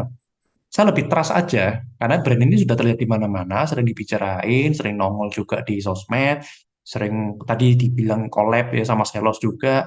Nah itu membangun trust. Maka branding itu juga perlu kita mikirin.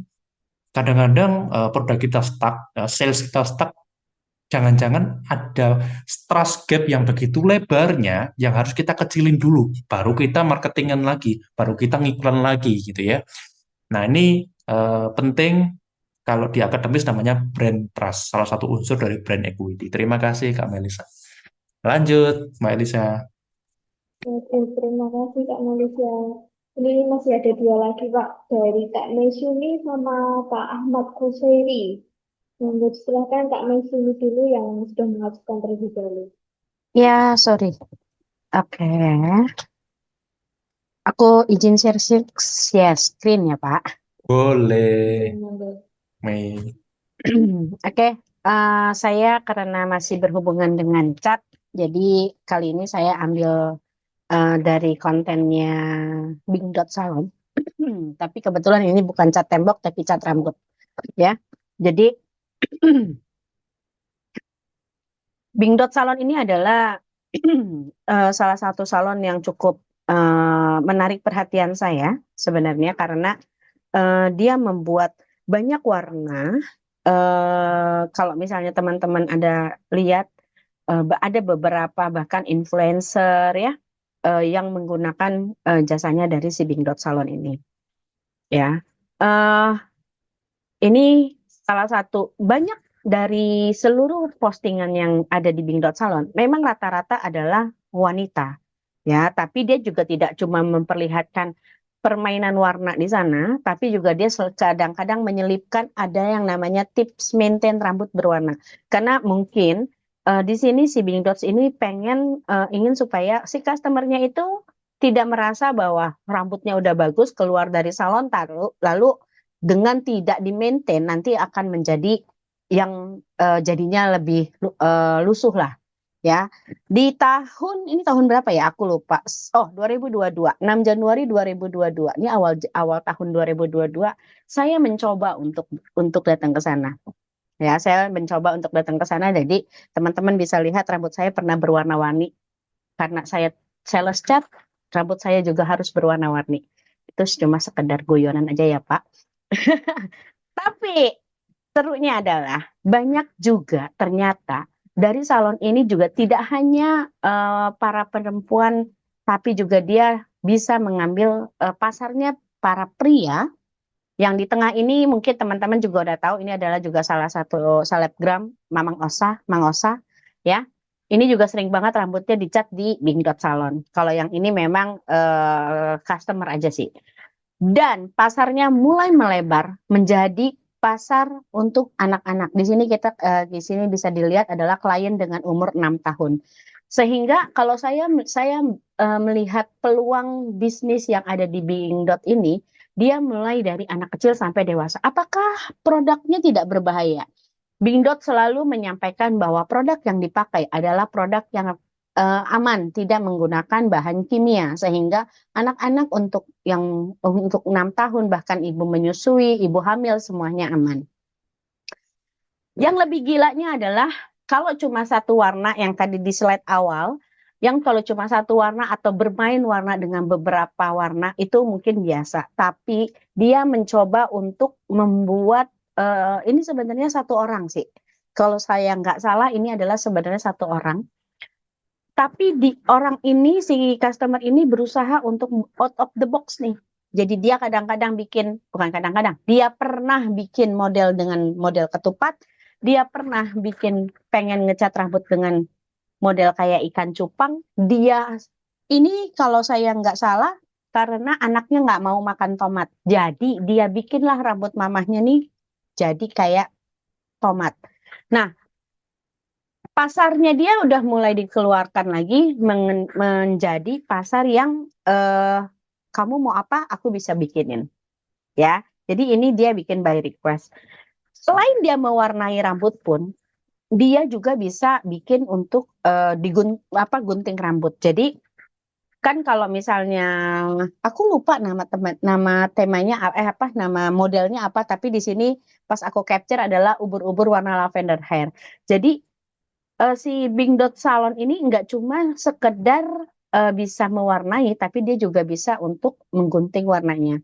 Dan ada customer yang minta warna rambutnya sama seperti lukisan si Water Lilies by Claude Monet. Nah, ini menurut saya adalah pasar yang cukup menarik ya buat saya. Nah, ini ada yang beberapa saya ambil, maaf ini saya turunin sedikit karena nggak kelihatan. Dari apresiasi ini banyak customer yang mengatakan badai banget goals-nya, ya kan? Gue pengen rambut warna kayak gini, fix rainbow cake berjalan karena memang banyak rambut yang berwarna-warni.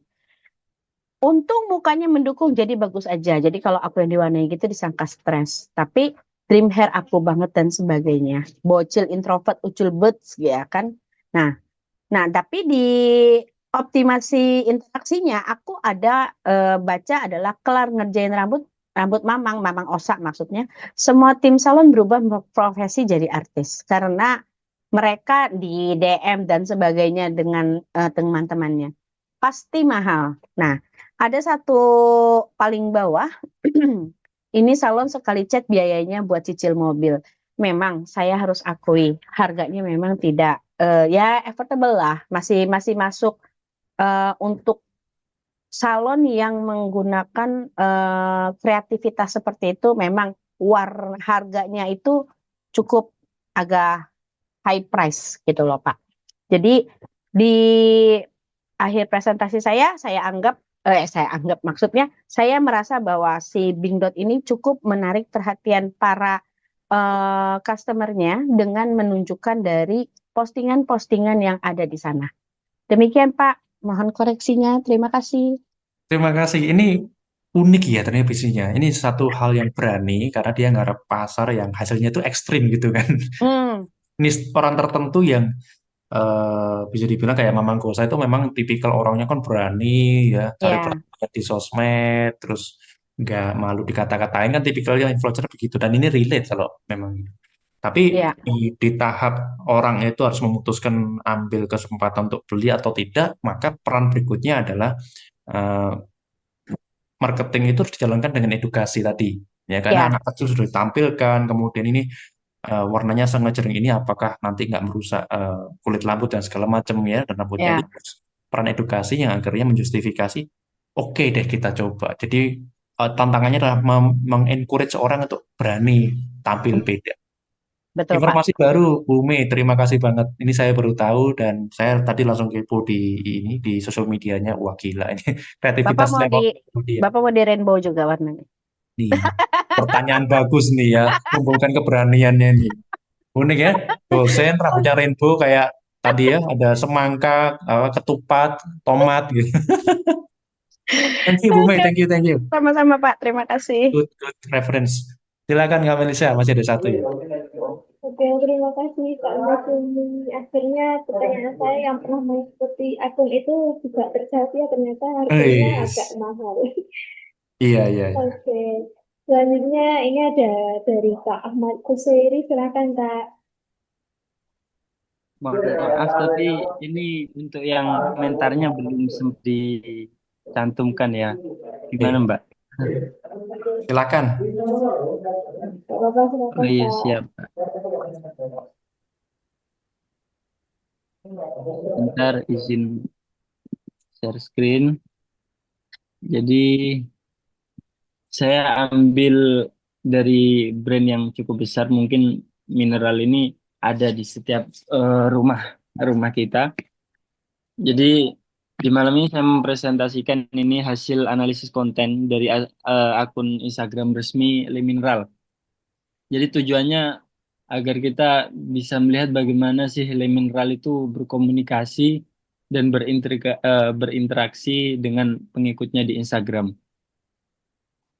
Jadi ini profil Instagram Limineral bisa kita lihat Limineral punya banyak pengikut, sudah ratusan ribu. Mereka juga cukup sering follow akun lain. Ini menunjukkan kalau Limineral itu aktif banget di digital dan memang ingin berinteraksi dengan audiensnya di Instagram. Kemudian langsung saya analisis konten feed-nya. Ini bagian paling penting menurut saya, yaitu konten yang ada di feed mereka. Dari yang saya amati, ini banyak sekali foto atau video eh, orang yang memakai jersey biru muda khas Limineral.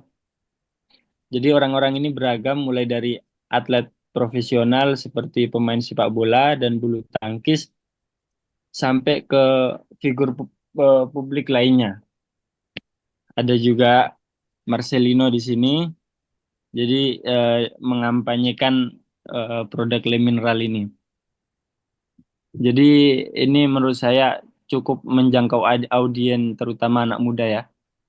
Jadi Le Mineral selain itu juga rajin bikin konten yang interaktif. Contohnya ada banyak contoh konten-konten yang memang di situ mengundang komentar, mengundang engagement seperti konten-konten yang memiliki hook bagus dan pertanyaan yang orang kalau lihat itu terpancing untuk komentar. Ini cukup menarik ya, dan dari analisis ini bisa kita simpulkan kalau Mineral ini mempunyai strategi komunikasi yang lengkap di Instagram. Jadi mereka tidak hanya jualan produk tapi juga di Instagram ini mereka membangun citra merek yang kuat.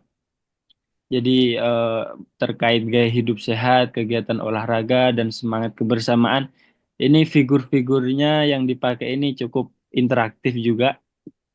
Jadi eh, mungkin itu saja Pak untuk komentar-komentarnya.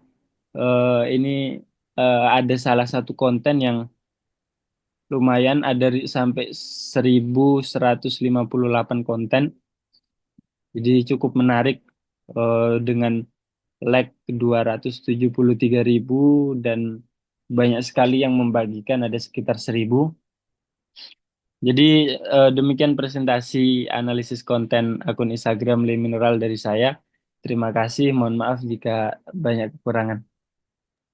Terima kasih Mas Ahmad, nggak usah minta maaf, nggak salah kok. Ya udah sharing ini. Terima kasih karena ini brand yang selalu menarik karena satu brand yang berhasil membuat eh, top brand yang sudah settle, sudah mapan seperti Aqua itu ketar-ketir. Tadinya kan kayak susah dikalahkan ya dia. Ternyata dia menembak dengan angle seperti itu dengan eh, topik atau marketing tasknya yang galon itu nggak boleh diisi ulang gitu kan. Nah itu nanti nggak sehat gitu. Dia menawarkan ini konsep yang lebih simpel, yang setelah itu Anda harus memikirkan juga dari faktor kesehatan ketika Anda mengkonsumsi galon merek 11 terus menerus ini nanti dampaknya seperti apa. Jadi membuat orang itu berpikir dan dia dengan gaya barunya sekarang itu ya lebih dekat dengan dunia olahraga gitu ya, dengan event-event. Nah, ini menarik kalau kita bicara brand-brand yang sekelas itu, karena mereka nggak memikirkan jualan terus ya, tapi gimana mendominasi pikiran kita. Terima kasih. Nah, slide yang kemarin malah belum sempat kita diskusikan, tapi nggak apa-apa, minggu depan masih ada waktu ya. Jadi Mbak Elisa, minggu depan itu kita ada satu case yang akan saya upload minggu depan. Tetap ada hal yang saya upload walaupun yang kemarinnya belum kita sempat bahas. Tapi nanti ditunggu aja. Minggu depan kita akan bahas slide yang baru dan yang kemarin ya. Dan nanti diskusi apa lagi kita kembangkan ya. Semoga kita bisa membekali diri kita semakin lama semakin tajam nih. Dengan diskusi seperti ini semakin tajam nih. Oh ternyata kalau corporate besar seperti ini, kalau UMKM harusnya begini. Kalau profesional kita bantu corporate, kita bantu perusahaan untuk bisa growth tuh apa yang perlu kita lakukan gitu ya. Dengan belajar dari brand-brand yang sudah berkempen tadi sebenarnya mereka juga terus belajar kira-kira customer-nya itu mindset-nya seperti apa gitu. Dan perilakunya seperti apa sehingga behavior itulah yang diisi. Dan mereka nggak asal-asalan kan, mereka tetap bereksperimen dengan gaya komunikasinya dan melihat responnya. Ini yang tadi saya bilang, bukan cuma repetisi. Karena pertanyaannya kalau teman-teman sosmed kan, Pak, sebaiknya itu di IG sehari posting berapa kali? Di TikTok harusnya sehari berapa kali? Jamnya jam berapa? Mereka nggak ngomongin itu. Ya, jadi bukan repetisinya, tapi iterasinya. Gitu. Yang kemarin responnya gimana market? Gitu. Nggak cuman responnya ke penjualan, tapi eh, interaksi kita ada nggak? Komunikasi kita ada nggak? Mereka lebih dekat nggak dengan kita? Itu yang digali setiap hari, brainstorming setiap hari. Semoga menjadi pembelajaran. Terima kasih. Silakan Mbak Elisha, kita bisa foto bersama, terus akhiri kita closing kelas hari ini. Oke, terima kasih Kak Heri. Monggo teman-teman semuanya bisa on cam deh.